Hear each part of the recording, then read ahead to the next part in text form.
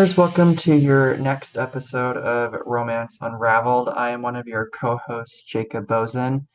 Unfortunately, we could not have Zachary here with us today. He is flying high in the sky. He got called into work and had to pick up a shift, so he won't be on the episode, but he will be towards the end on a different matter. With today, we have a really special story. It's with my best friend, Abby from Utah. We've known each other since sixth grade and have remained best friends since then. So, Abby, let's have you introduce yourself and tell the listeners who you are. Yeah, hi. Like Jacob said, I'm Abigail. We've been friends forever. I think it's been like 13 years. Jacob's the best. And yeah, I still live here in Utah and I'm a therapist. And she's a damn good therapist, I'll tell you that. She essentially is my unpaid therapist. So props to her for that one. I do what I can. Yeah.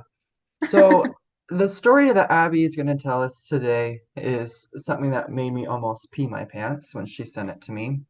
Um, it is a smut story that a guy wrote about her that she met on Tinder, I would say probably a few months back. Hmm. And when she sent the audio file to me, I literally listened to it probably 5 times and almost peed my pants each time, and I still do. So, Abby, let's have you get right into it and tell your story. Oh man, what a story it is too. I also still listen to the audio message I sent you and I crack myself up listening back to it. But yeah, let's just dive right in. So this was a few months back. I was just kind of getting back into the dating world, newly single, downloaded the apps, and I matched with this guy on Bumble. Um, we just kind of started chatting really casually, just kind of about hobbies and what we both do. So he told me that he was a law student. I don't actually remember what he was doing for work at the time, but he said he was mostly focused on school, and that he really liked to read and write. So we chatted a little bit here and there for a couple of days and then FaceTimed because you cannot trust the men on these apps, ladies. They are scary. So Right. I had to make sure it was really him and that he wasn't some creep. What was And his name? I actually don't even remember his name if I'm being honest with you, but we can make up a name for him. What should we call him? Um, let's call him John today. I feel like John. John, you got it. Okay. So John and I FaceTime. He seems totally normal. He was cute. We just had like a very quick, casual conversation, and we set up a date for the end of the week to go hammocking together. So everything seemed like totally normal, all going kind of to plan until the day before the date. So the day before, he messaged me and asked if I like to read. And I kind of thought it was weird because we had already talked about this. I already told him I like to read. Um, And then he asked me if I ever read smut. And I was like, uh, well, much like my other girlies in their 20s, we like a good like romantasy book. So there's like a little bit of something here and there, but not just like full on smut, probably. Yeah. So I was like, well, I don't know. But then he tells me that he loves to write and that he loves to write smut stories, and he really wanted to write one for me. So before we get into the actual like smut story, you FaceTimed him and you obviously had access to his full profile. Yeah. When when you looked at his profile, I'm assuming you didn't see anything in his bio that indicated that he had this interest. And then when you had a FaceTime with him, I'm assuming that you thought he was normal or you wouldn't have kept talking to him, right? Exactly. Yeah, no red flags from his profile. Everything seemed in order, seemed very chill. Because there's some automatic things. You guys know when you're on the apps, it's like if you see this, it's an automatic swipe left, or if they're missing something, swipe left. But he seemed really genuine and normal. And yeah, our FaceTime conversation also was really casual, really normal. It didn't set up any alarm bells in my mind, that's for sure. Um, yeah, so it just seemed like any other kind of connection or date. Yeah, definitely. I mean, as most people seem that way at the beginning anyways, right? Yeah, now I've learned that people tend to hide their crazy until they're a little more comfy. Yeah. But he got comfy pretty quick because it got crazy pretty quick. So, yeah, he asked me if he can write a smut story for me, and I'm immediately like, "Oh my God, this is crazy." I send a text to my girlfriends in the group chat, and I'm like, "OMG, what do I do?" And they're all like, "Girl, do it for the plot. We got to know what he's gonna say." So, I decided to go along with it and tell him to write a story and send it to me. Turns out he had already written the story. He immediately sent me screenshots from his notes app. We were talking on Snapchat, so he sent the screenshots in the chat over Snapchat. And before I could even begin to open them and read them, it was followed up by a message warning me about some of his kinks. And he was feeling a little self-conscious or embarrassed, I guess. He Well, was who worried. wouldn't? Yeah, wait till you hear what they are. And I'm not one to kink shame typically, but Oh, maybe you I should most have a certainly little bit of am. shame. Maybe there should be just a little bit of shame sometimes. So in this warning, he says, by the way, I have a giantess kink. I love competing for my partner, being submissive, and ass and body worship. So, And so what is this? So when you said giantess to me, I was like, I think I know what this means.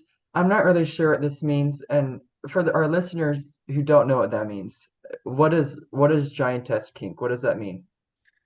well, I'm unfortunately aware now because I was in the same position. I was like, is this like you're into fat people? I don't know. Like, what is this?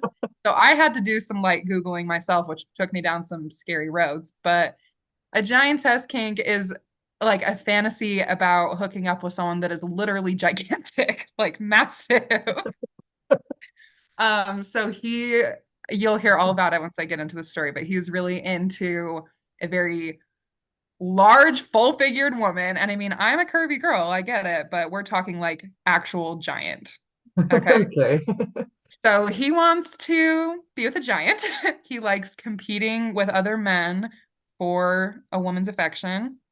He's more of a sub and loves to worship his partner's ass, apparently. So that was the warning I got about the Kings.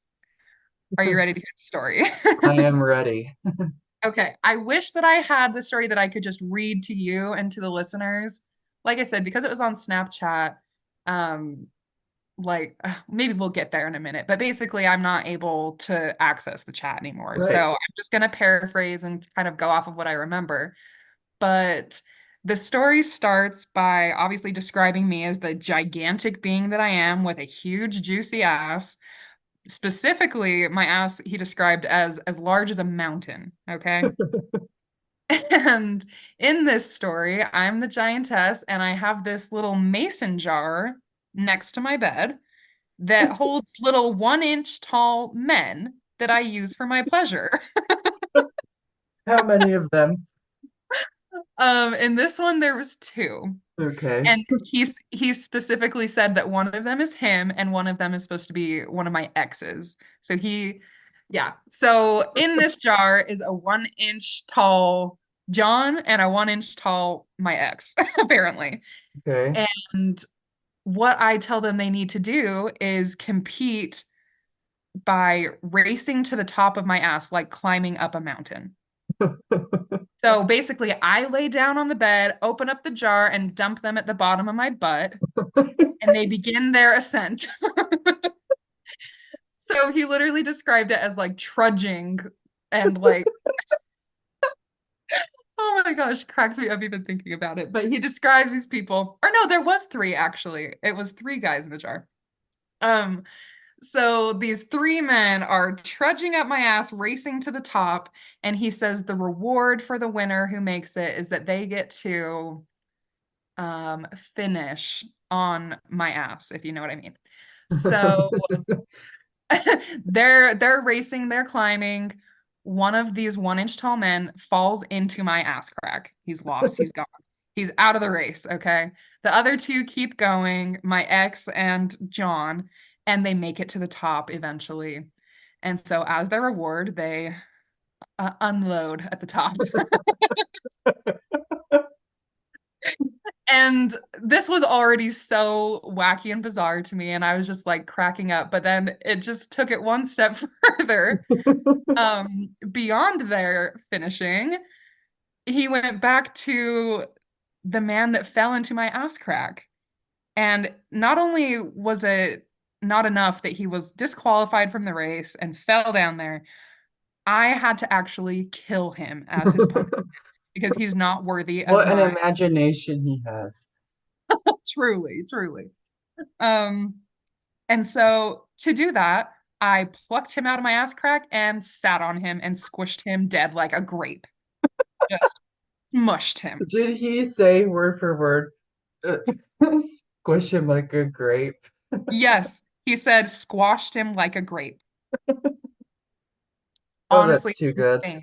So I was just like dying laughing. I'm like, holy shit, I can't believe he wrote this. And then he sends me a message like, I hope you like it. Tell me what you think.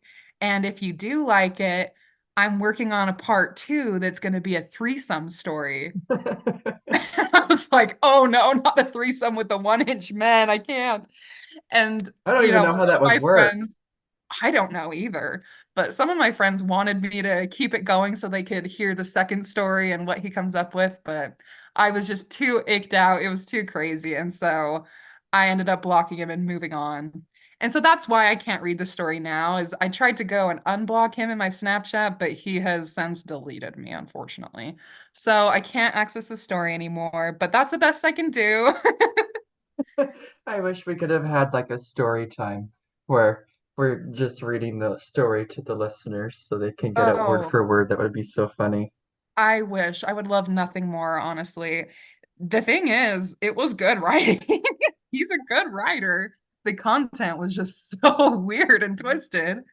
If you Um, could give him a grade, what would it be? hmm, B plus.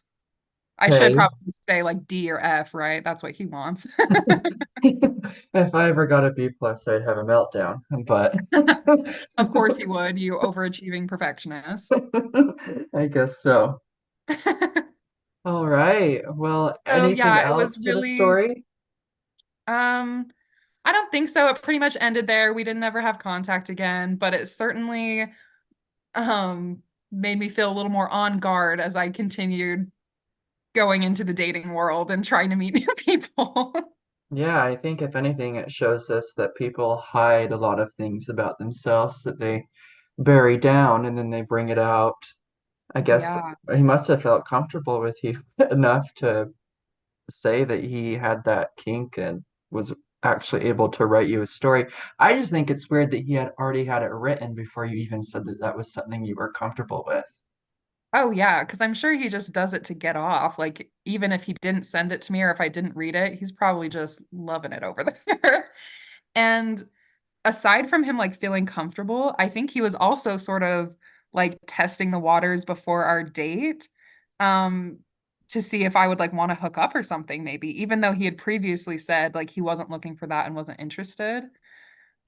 But as I talked more with some of my friends about this, they were like, I bet he did this or like felt so comfortable doing this because he's done it before. Like this has probably worked for him in the past, you know? Yeah, probably, and he's probably had the same reaction from probably several different women, I'm assuming, I saying, mean, I would think so. see, the poor guy's probably never gonna get anywhere, but I guess he does it to himself, right? Yeah, he's really shooting himself in the foot. Go on the date first before you fully reveal you're crazy, dude. Right. Yeah. R.I.P. John. R.I.P. Yeah. Okay, well, it was great story, short and sweet. Yeah. It was nice having you on, Abby. Thanks for having me. Bye, listeners. Okay, everyone. Now we have Zachary back with us. He was flying, but is not flying anymore, so he's able to record, and he's going to give us some insight into Abby's story and what he thought about that. But before he does, we have good news. We finally fixed all of our audio issues, so from now on, you should hear me and Zach and our guests completely clear. So, Zach, I'll turn it over to you. Okay, yeah, this is Zachary here, your second co-host. Sorry I could not be or attend the other day. I was flying, whatever you want to call it, I guess the friendly skies these days. But Jacob has asked for me to have some input, so that's what I guess I'm gonna do. I'm off this weekend, which has been phenomenal. Chilling in front of the two Christmas trees that most of you would probably not agree with having up this early. But if you don't have them up, I definitely think you should. Jacob No, doesn't. Yeah, not at all.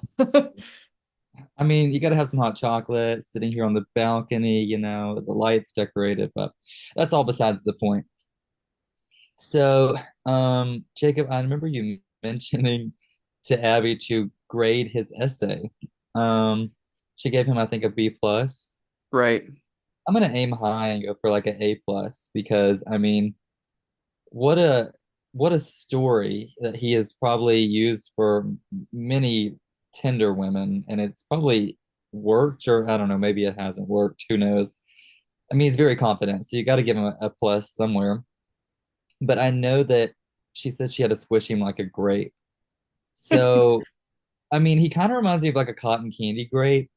It's like kind of sweet, a little bit of bitter, kind of like reminds me of like a carnival ride. You never know what you're gonna get. The highest of the lowest of lows. Sometimes you hit that middle, medium. But yeah, he reminds me of a cotton candy grape. And how could you not want to swish that, I mean, you want to eat it. I mean, like he was climbing to the top of, I guess, her ass, as we should put it. They were up there, and I don't know. He didn't put that they were using like pickaxes or anything or like any hiking boots. They were just climbing.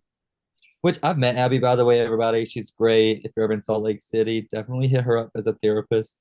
Message Jacob, get her details. But another thing I think I want to reflect on is that she wanted to FaceTime him. And I always try to FaceTime people before we meet because typically for me, I can hear your voice. I can like see how you react to certain situations before we meet. So that will tell me like right there in the first like couple seconds whether I'm gonna mesh with you or not, whether I want to actually meet you. So I don't know. Somebody told me that people always show their true colors within about 90 days, but in my opinion, I think people will show their true colors within about 90 seconds. I mean, given the Alex situation, we also FaceTimed previously before we had met, probably for a month before I was actually able to drive down to Atlanta from Ohio and meet him. Um, so yeah, that's what I have. That's my small feedback on Abby's story. And what do you have to say, Jacob? I mean, I don't have much more to say. It's right though. It's the cotton candy grapes. I think that is so funny. I hate them. I know that you like them, but I think they are so gross. I would never in my life buy those. Well, I have to say to all of the listeners, I think they're phenomenal. If you ever see cotton candy grapes at the store, definitely pick them up. And while you're eating them, just imagine that you're climbing someone's ass, I guess, per se, and you're about to get, like the cherry on top before you get squished. No, I Yeah, mean, exactly. yeah. Maybe Oh I'll put my some cotton goodness. on one of my Christmas trees or like hang them from the balcony this year. I don't know. Yeah, you might get some smut stories written about you then. Hey, you know what? At this rate, with how dating has been going, I would love a great smut story. Yeah, wouldn't we all? Yes. Also, I know that Jacob and I have received like many requests about more information on the Alex story, and I wish that I could have fit 3 years almost into 30 minutes, but that's unfortunately I cannot. So there will be more episodes individually tailored to the Alex story. And like I said, and Jacob said, it doesn't end there. There is much more that we can tell you, but you just got to keep listening. And episodes will come out every Tuesday on various platforms of whichever you choose to listen to. Apple, Spotify, which other ones, Jacob? There's iHeartRadio, um, Apple Podcasts, Spotify. I think it's those three. Yeah. Of course, like Instagram, Facebook, all of those things. Jacob and I just asked that if you want to hear more, you subscribe, save, like, repost, do all the things, and send us your stories. No story is too boring. No story is too exotic. I mean, of course, the more exotic and crazy, the better. But we hope that you all would like to share your stories, and hopefully you don't feel alone because there are definitely some more interesting stories out there, and we are excited to hear them. Yeah, yeah. So I guess this can wrap up our episode, the second episode. Like Zach said, we'll have episodes come out every Tuesday. Until next time, listeners.